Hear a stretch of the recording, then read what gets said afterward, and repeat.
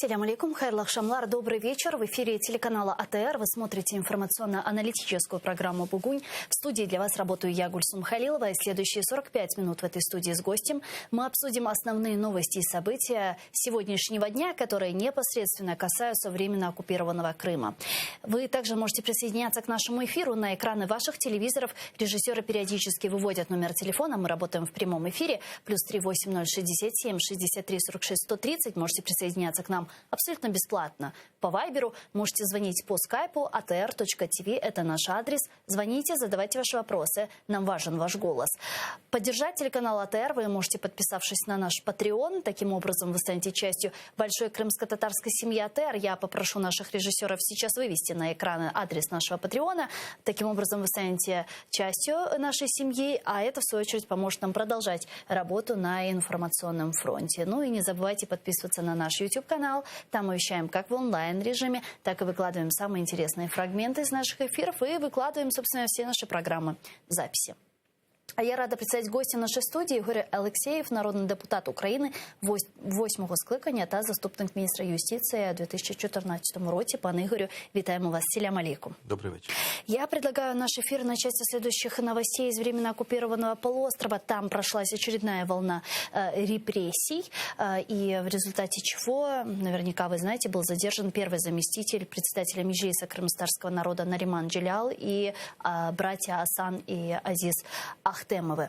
Адвокат Наримана Джеляла Николай Полозов сообщил, что первому заместителю главы Меджлиса ужесточили обвинения, так как в деле могли появиться новые сфабрикованные так называемые доказательства. Зараз звинувачення від 10 до 15 років. Але важливо розуміти, що у статті 281 Кримінального кодексу Російської Федерації є ще друга частина, яка вводить додаткову кваліфікацію – організована злочинна група. І слідству нічого не заважає ще більше посилити звинувачення Наріману і братам Ахтемовим. Нариман Джелял, в свою очередь, написал письмо, уже второе по счету из следственного изолятора. Он заявил, что его главное оружие – это слово, и он намерен продолжать свою борьбу, даже находясь в заключении. Я був готовий до такого розвитку подій і, за прикладом старших братів, не маю наміру відступати від власних переконань. Буду продовжувати боротьбу доступними мені тут, у в'язниці, способами. Під час обшуку в моєму будинку співробітник, який його проводив, між іншим сказав: «Ваша зброя – слово, а це набагато небезпечніше. Тож моя зброя зі мною». Топовые украинские политики, начиная с президента Владимира Зеленского, заявили, что очередная волна репрессий в Крыму непосредственно связана с успешно проведенным саммитом Крымской платформы. И таким образом Россия мстит Украине за ее действия в направлении деоккупации Крыма. Вы согласны с этим? Безумовно, в даному випадку Російська Федерація веде себе як класична терористична організація. Це не державне утворення, бо тільки терористичні організації фактично що роблять? Захоплюють заручників. І історія, яку ви зараз щойно розказали, це, звичайно, тільки про захоплення заручників. І, на жаль, ми розуміємо, що Російська Федерація вдається до абсолютно безпрецедентних з правової точки зору кроків. А які мотиви тут? Чи це безпосередня участь в Кримській платформі, бо ми бачили активну участь і в підготовці, і її проведенні, чи просто загальний тренд по тиску на кримсько-татарські активістів, які фактично кожного дня, і це велика шана і повага, що в умовах, в яких вони там знаходяться, не бояться не говорити правду і фактично опозиціонувати себе до окупаційної влади. Я абсолютно переконаний в тому, що Кримська платформа, участь чи просто громадсько-політична діяльність – це не настільки важливо і принципово. Ми зараз розуміємо, що люди потрапили в полон. І з людей фактично вибивають показання. Я навіть собі уявити не можу, які тиск, які тортури до них можуть застосовуватись. І те, що... Вже застосовувалися, ми об этом знаємо. Тому що є інформація, що ніби отримали якісь викривальні покази, показання одних учасників. Тому що може бути далі, звичайно, важливий громадський міжнародний осуд. І на минулому тижні український парламент ухвалив це звернення. Да.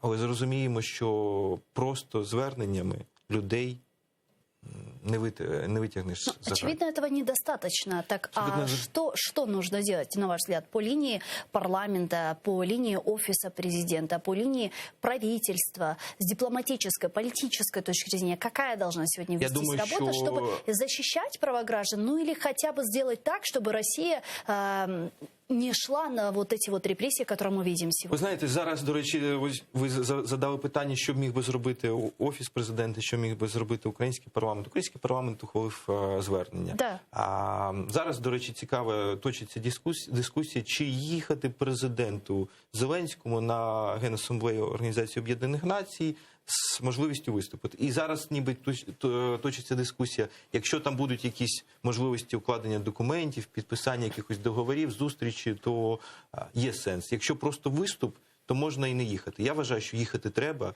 і в тому числі використовувати цей міжнародний майданчик, трибуну Організації Об'єднаних Націй, щоб донести до всього світу ситуацію нещодавно з затриманнями кримсько-татарських активістів. То есть, а как? Это опять мы возвращаемся к информированию. Насколько важно информировать мировое сообщество? Абсолютно вірно. Бо якщо ми будемо мовчати, якщо наш голос влади буде не звучати на світових майданчиках, в тому числі розуміючи, що це буде фактично такий медійний, політичний тиск, то с цього ничего процессу не будет. Да, но при этом мы понимаем, что, естественно, информирование, оно очень важно. И мы, благодаря этому информированию, дипломатическо-политической работе, видим результаты по голосованиям различных резолюций на Генеральной Ассамблее Организации Объединенных Наций и так далее, с призывом России прекратить те или иные репрессивные действия на территории полуострова. Это все, безусловно, очень важно и нужно. Но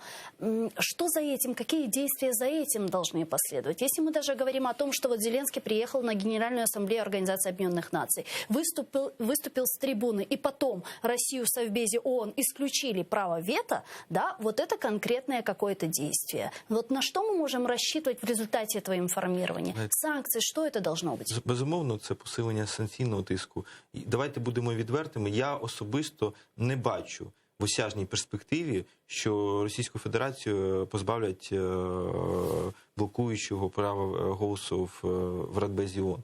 Але, знову ж таки, якщо нічого не робити, то взагалі навіть не буде такої можливості. І через це я сказав, що була б така можливість, треба використовувати на цих днях, буквально завтра стартує Генасамблея ООН, треба туди їхати, і в тому числі піднімати на всіх можливих зустрічах це питання. Одне з найключовіших, я вважаю.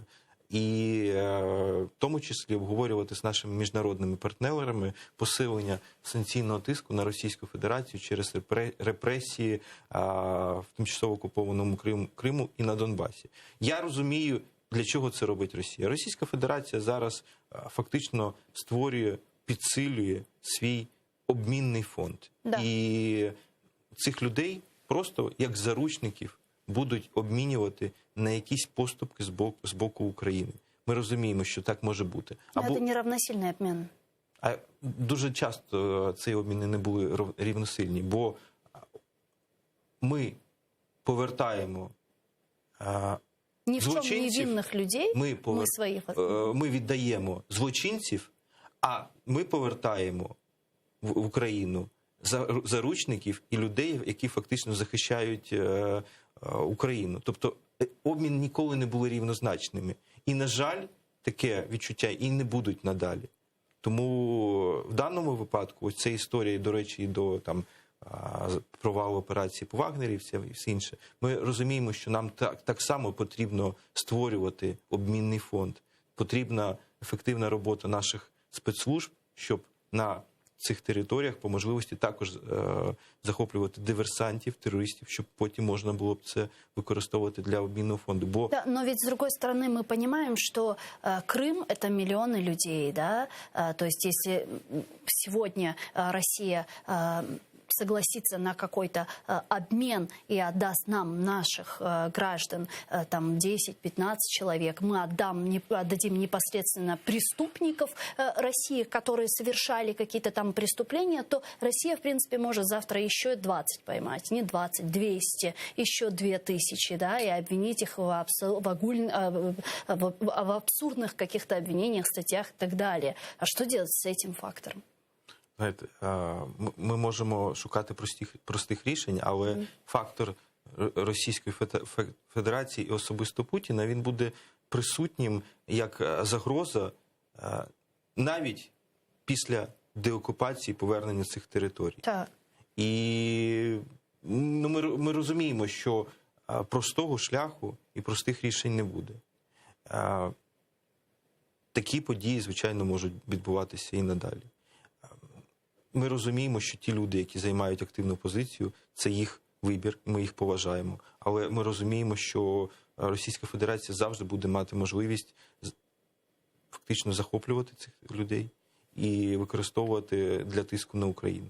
І це їх вибір. Ну, ми розуміємо, і це повага, і велика повага, і шана, що вони, розуміючи всю небезпеку, весь ризик і всі загрози, які до них можуть бути, не зупиняються в своїй активності, не зупиняються в своїй роботі. І через це вважаю, що Україна, українська влада повинна зробити все від неї залежне, щоб як мінімум просто донести на найвищих міжнародних майданчиках про цю ситуацію, про неприйнятність цієї ситуації і закликати весь цивілізований світ до тиску. І якщо світ не буде приймати наші аргументи, не буде долучатися і дослухатися, то не зупинятися і далі продовжувати. Тобто ми пам'ятаємо, скільки ми повертали бранців.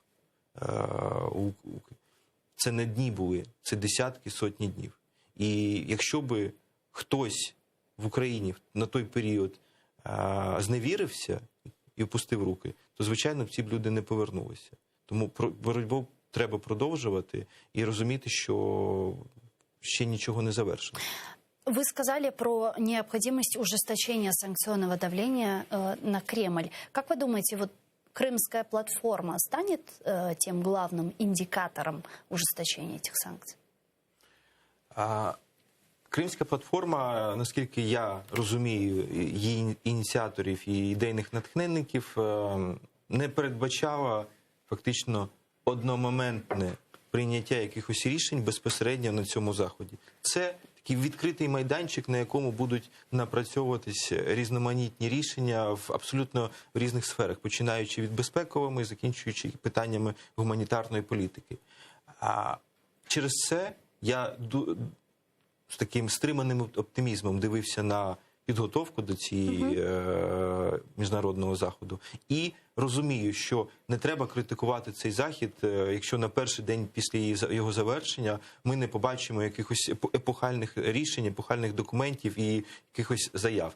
Тому певний підготовча робота має відбутися, скажімо так, в робочому режимі без якихось голосних заяв, але всьому є певний час. Тобто ми не повинні в цій бюрократичній дискусії потонути на довгі місяці і обговорювати якісь прості рішення. Тобто, так, захід пройшов, є певна професійна дискусія, професійна робота, але дуже хотілося, щоб за результатами роботи Кримської платформи вже в горизонті кількох найближчих місяців ми побачили реальні кроки консолідованих рішень разом з нашими міжнародними партнерами по багатьох напрямках, починаючи від безпекових і закінчуючи питаннями гуманітарної політики і звільненням заручників.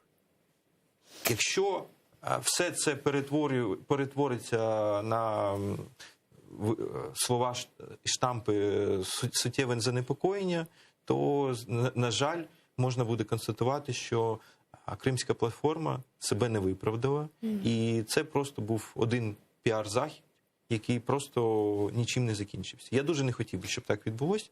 І ми всі б хотіли, щоб ця організація, ця інституція фактично напрацьовувала якісь практичні кроки. Але для цього потрібно постійно підтримувати комунікацію, потрібно постійно підтримувати взаємозв'язок.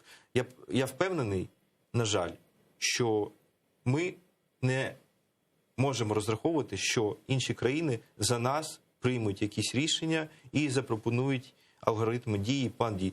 Ми повинні бути драйверами, ми повинні фактично виходити з нашим порядком денним. За нас його ніхто не зробить. І якщо у влади є конкретні пропозиції, конкретний план дій в різних напрямках, які можна винести на обговорення Кримської платформи і скажімо так, інституційних майданчиків, то тоді треба цей захід використовувати максимально швидко и оперативно. Сейчас активно обсуждается возможная встреча Зеленского с Путиным. И вот пресс-секретарь президента Украины Никифоров сказал, что Зеленский готов встретиться с Путиным, чтобы поднять вопрос оккупированных территорий. Российская сторона же со своей стороны не готова это обсуждать. Давайте послушаем Никифорова. Ви ж чули позицію російського президента, що вони готові зустрічатися, але питання Криму на порядок денний цієї зустрічі виносити не готові. А навіщо тоді зустрічатися? Зустрічатися, щоб обговорити що? Яка тема зараз у відносинах Росії та України важливіша за окупацію Росією окремих територій України? Тому дійсно є воля президента України зустрітися особисто з президентом Росії в будь-який час, в будь-якому місці, в межах нейтральної території. Также, по словам представителя президента, вопрос встречи лидеров России и Украины, такие переговоры ведутся, однако все будет зависеть от решения Кремля. Треба, щоб на цій зустрічі стояло питання про окупацію Росією частини території України. Тому розмова та контакти щодо цієї зустрічі на якомусь рівні дійсно підтримуються. Але треба обов'язково домогтися того, щоб це найголовніше питання було винесено на порядок денний, чого Росія, звичайно, не хоче. У цьому сенсі ця зустріч залежить за великим рахунком від Росії. Чи згодна вона говорити про те, що накоїла? І як Путін збирається все це виправляти? На предполагаемой встрече президента России Путина и украинского лидера Зеленского невозможно обсуждение темы оккупированного Крыма. Сама постановка данного вопроса исключает возможность встречи, об этом сказали в Кремле, а именно пресс-секретарь Путина Песков. Вот его цитата. Естественно, обсуждение Крыма не представляется возможным, поэтому такая формулировка фактически ставит под вопрос вообще гипотетическую возможность проведения такой встречи. А зараз з нами на прямому зв'язку Олексій Станчевський, політолог, директор громадського об'єднання інформаційно-аналітичне агентство «Рейтинг». Пане Олексію, вітаємо вас. Селям алейкум. Доброго вечера. Да. Пане Алексей, сейчас мы с вами услышали две взаимоисключающие позиции. Украинская сторона говорит о том, что на встрече двух лидеров нужно, необходимо и будут поднимать вопрос временно оккупированных территорий. В Кремле, вот это их вечная мантра, они говорят о том, что тему Крыма они обсуждать не будут. В таком случае очевидно, что встреча невозможна. Тогда для чего делаются эти заявления? Ну, по-перше, минулого року, 15-го, до Конституції Російської Федерації були внесені поправки, і одна з них стосувалася невідділення російських територій від загальної частини Російської Федерації. Була спеціально внесена ця поправка заради історії з Кримом, історії з Донбасом, історії з Курильськими островами. І ця поправка використовується якраз для того, щоб обмежити голос ліберальних засобів масової інформації, опозиції, які заявляли про те, що Крим є незаконно анексованою частиною всередині РФ, і для того, щоб політики не могли обговорювати цю тему. Проте в самій статті поправки зазначено, що не можна піднімати цю тему, крім переговорів по делімітації, демаркації і по деремаркації сусідніх територій, які є сусідами Російської Федерації. Тому, по суті, з точки зору права, міжнародного права і свого власного права, яке вони теж за поправками до Конституції визначили важливим, більш важливим за міжнародне, можливість для Путіна і для перших осіб Російської Федерації залишається ці питання обговорювати. Проте, звичайно, для споживача як внутрішнього, так і зовнішнього, вони не можуть напряму про це заявити, тому що самі себе так обмежили. Звичайно, ми маємо зводитися до ситуації, щоб відбулося це певне обговорювання. Якщо їм не подобається саме це формулювання, будемо підбирати інше. Головне – працювати на результат. Крім того, заяви не тільки по Криму, а вони не готові говорити і по Донбасу через те, що нібито не є стороною конфлікту. Проте ситуація, яка складається зараз в міжнародній дипломатії, підтримки України, вона все-таки має призвести до раунду цих переговорів. Ми пам'ятаємо візит Меркель, коли вона після візиту до Росії назвала Росію стороною конфлікту. Ми бачимо ті кроки, які зараз роблять Федеративна Республіка Німеччина, Франція, щоб провести ще одну зустріч в нормандському форматі і повний статус-кво Російської Федерації. Тобто вони не відмовляються від конкретно цієї зустрічі, вони відмовляються від взагалі цілого процесу. А ми, на дипломатичному рівні, як танк, мусимо рухатися і спонукати їх до цього діалогу. Если даже предположить, что такая встреча может состояться и даже состоится, если мы попробуем с вами смоделировать такую встречу, так о чем говорить и приведет ли она к какому-то конкретному результату? Или же все-таки стоит придерживаться принципа с террористами переговоров не ведем? Не можна притримуватися принципу з терористами перемовин не ведемо, тому що ми розуміємо, що проти терористів можна провести спеціальну операцію, спеціальний захід, так як сьогодні популярно сказала ТСК. Але якщо ми розмовляємо про іншу державу, то тут ситуації виходить два. Або це війна, або це дипломатія. Тому якщо ми розмовляємо про вирішення питання, проблеми війни дипломатичними шляхами, ми мусимо розмовляти і робити все для цього можливо. І звичайно, ця зустріч, вона хоч зараз і виглядає суто гіпотетичною, але ми пам'ятаємо, як такі само були на шанси на зустріч Зеленського і Путіна, тільки як Зеленський став президентом.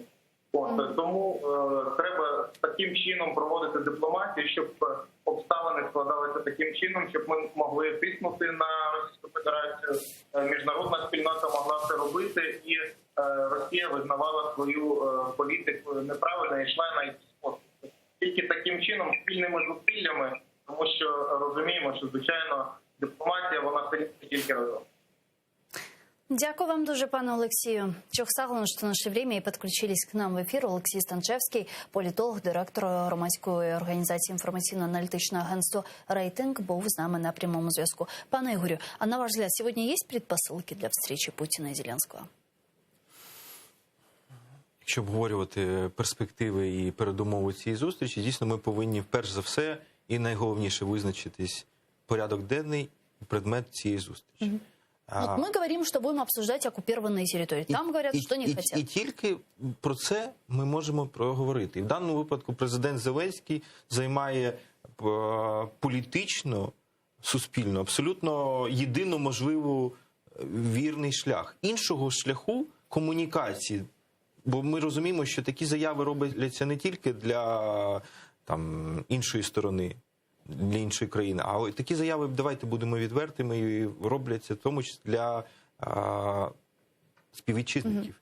І я не зрозумію, і мільйони українців також не зрозуміють, якщо ми будемо пропонувати порядок денний з Росією, якщо не будуть обговорюватись ці два ключових питання. Про що інше можна з Росією розмовляти?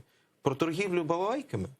Тобто ми розуміємо, що Російська Федерація після тої заяви, яку запропонував президент Зеленський, сказала, що окей, хочете зустрітись, ми готові і з радістю готові обговорити двосторонні відносини України і Російської Федерації і чекаємо вас в Москві в будь-який час. Здається, така була заява. Да. Но до этого Зеленский звал Путина встретиться на Донбасі. Да. Тобто ми розуміємо, що тут є певний такий світоглядна прірва, і позиція Путіна, позиція Кремля в даній історії мені теж зрозуміла, бо вони іншу позицію займати не можуть. І ми не можемо іншу позицію займати.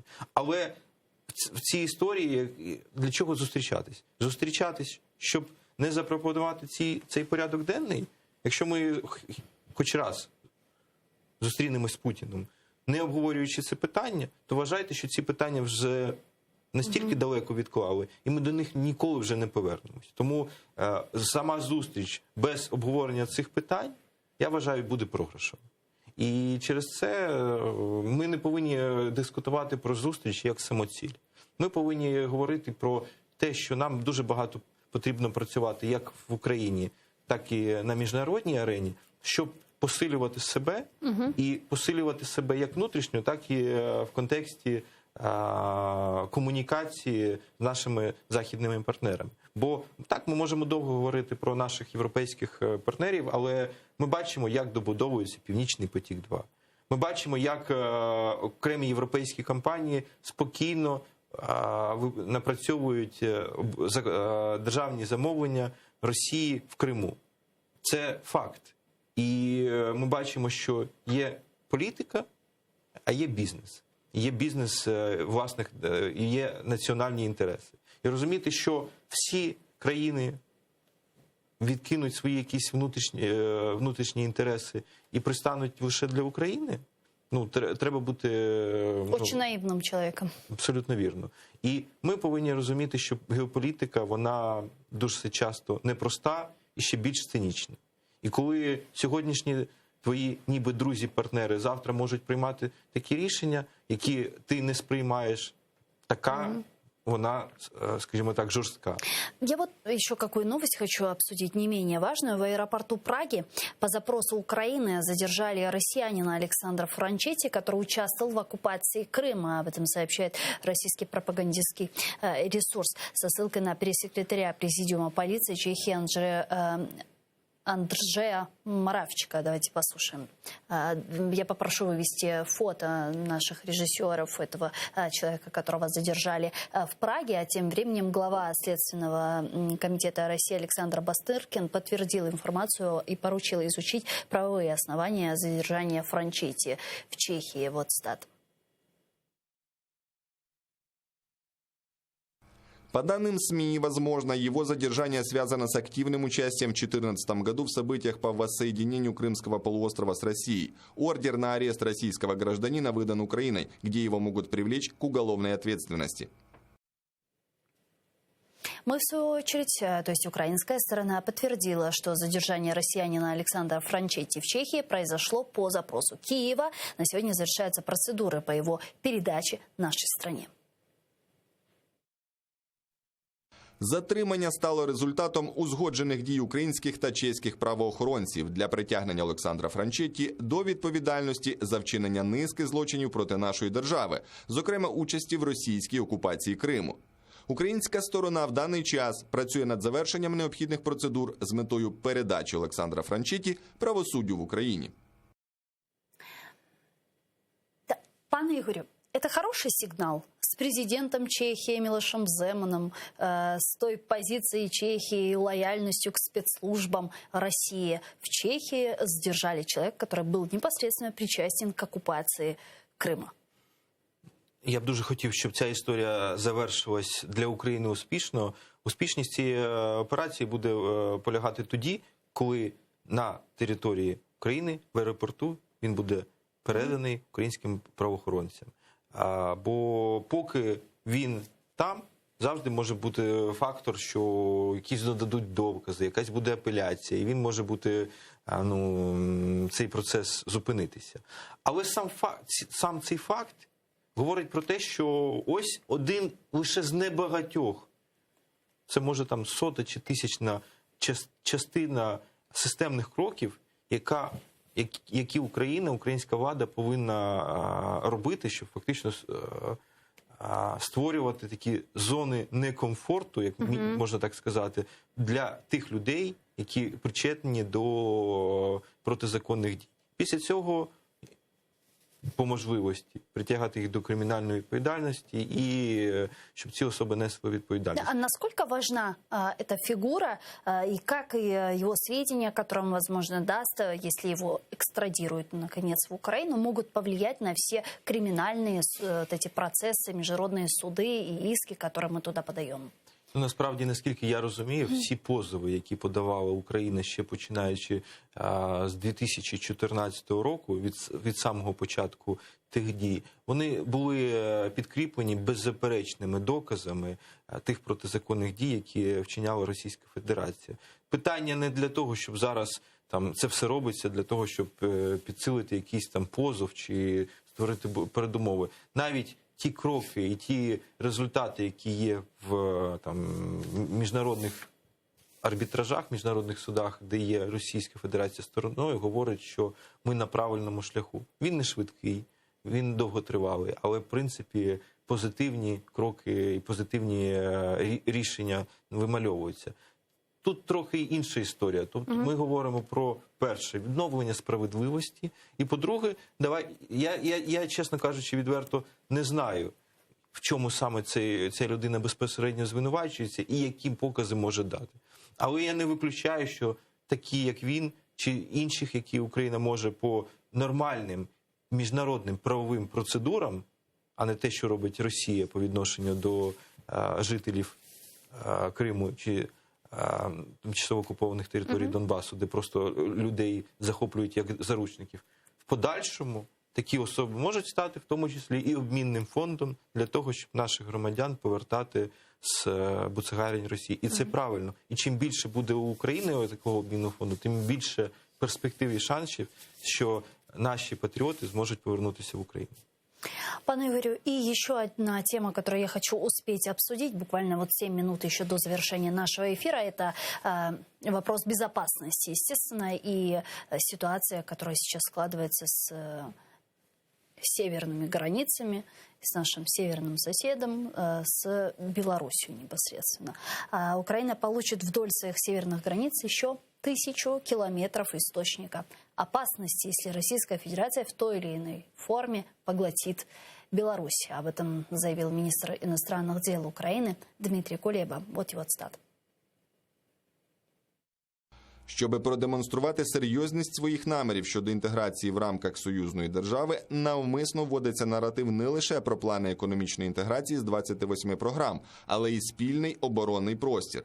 Ми маємо уважно стежити за навчаннями «Захід-2021», тому що ті сценарії, які там відпрацьовуються, несуть дуже серйозні ризики. І ми розуміємо, якщо Росія поглине Білорусь у тій чи іншій формі, то ми отримаємо ще 1000 кілометрів джерела небезпеки для суверенітету і територіальної цілісності. А вот самопровозглашенный президент Беларуси Александр Лукашенко заявил о планах купить у России вооружение на сумму более $1 миллиарда. В частности, речь идет о закупке российских зенитно-ракетных комплексов С-400. Сейчас у нас полностью комплектами С-300 перекрыт периметр на западном направлении, но у нас и южное направление добавилось. Мы с белорусскими генералами и россиянами обсуждали эту тему. Нас начинают с юга подогревать. А что еще будет? Мы должны готовиться. 1200 километров граница с Украиной. Поэтому нам придется закрывать и этот периметр. И мы вели как раз речь о том, что С-400 нам будет к месту. Вот что нам делать с этой информацией? Как уже Украина сегодня должна реагировать на вот, потенциальную угрозу, которая сейчас складывается с Беларусью?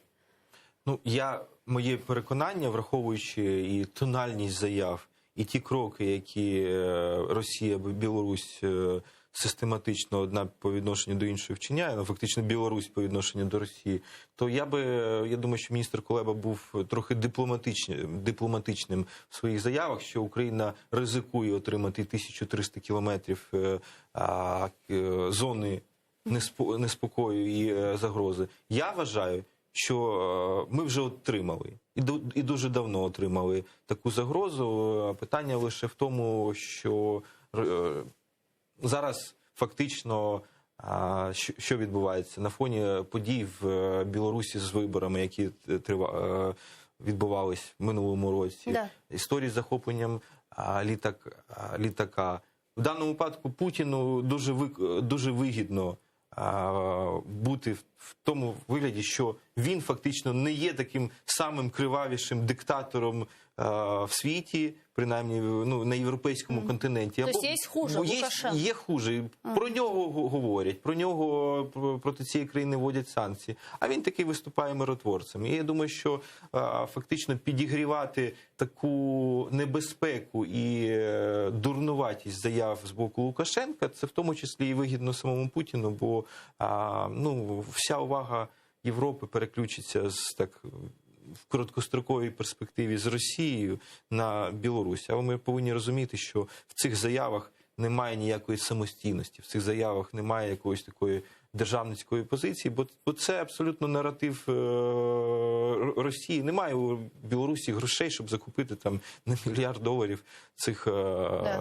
Тобто, якщо їм поставлять їх, і фактично це буде що означати? Що фактично небезпека з наших північних кордонів наблизилась набагато ближче, ніж вона була. Так а нам что делать с этой информацией? По линии СБУ, контрразведки, обороны и так далее? Может, нам уже тоже на северной части наших границ размещать ПВО на всякий случай? Знаєте, є багато оборонних кроків і таких превентивних заходів, які вживає там наші служба зовнішньої розвідки, СБУ, Міноборони, які точно невідомі широкому загалу, і це не питання для їх обговорення в студіях. Я дуже б хотів би, щоб, знаєте, за замовчуванням вже працювали спецслужби, і ми навіть про це, скажімо так, не знали, бо чим спокійніше, чим тихше будуть вони працювати, тим, скажімо так, відчуття, що вони правильно виконують свою роботу. Це точно зараз не дискусія 3 хвилин, які кроки повинна робити наші... Да, но при этом, когда, помните, было сообщение о том, что Россия на территории временно оккупированного полуострова готовит инфраструктуру под размещение ядерного оружия, вице-премьер-министр Алексей Резников сказал, что раз в Крыму идет такая милитаризация, и там ядерное оружие чуть ли не размещают, то Украина могла бы разместить на своей территории ПВО американские. Или это насколько это реально? Это можно? Знаєте, я думаю, що я неодноразово в нашій дискусії оперував тезою, що в першу чергу потрібно покладатися на свої власні сили. І те, що Україна могла б зробити з власних сил, і я не розумію, що, наприклад, йде таке зволікання, що до сих пір, вересень місяць, не підписано державне оборонне замовлення. Тобто це мені, як мінімум, не зрозуміло, і пояснення об'єктивне, обґрунтоване такому зволіканню я не знаходжу. Підписання і належне фінансування оборонного замовлення, в тому числі і ракетних комплексів, які можуть захищати наші кордони, це адекватна і гідна відповідь, яку Україна могла б дати фактично, щоб і показати сигнал, що так, ми готові, ми відчуваємо небезпеку нікуди не ділась, але ми власними силами, в тому числі, про іноземних партнерів ми можемо довго дискутувати, і, слава Богу, є і навчання, і військово-технічна допомога. Але, знову ж таки, якщо ми не будемо робити якісь базові, стандартні речі, як фінансування і підписання державного оборонного замовлення, то ні про яку безпеку і надійність наших Збройних сил і можливість, здатність дати їй відсіч не можна й казати. Тому перше, хотілося б почути, коли буде підписано державне оборонне замовлення. Поки цього немає, вже не перший місяць, ми фактично розуміємо, що ми втрачаємо дорогоцінний час, який використовує ворог для того, щоб створювати точки і зони некомфортності, зони нестабільності по всій ширині нашого кордону. І як я вже казав, цей кордон останнім часом суттєво збільшився. Ризик загрози не тільки з території Російської Федерації, а й фактично із Білорусі.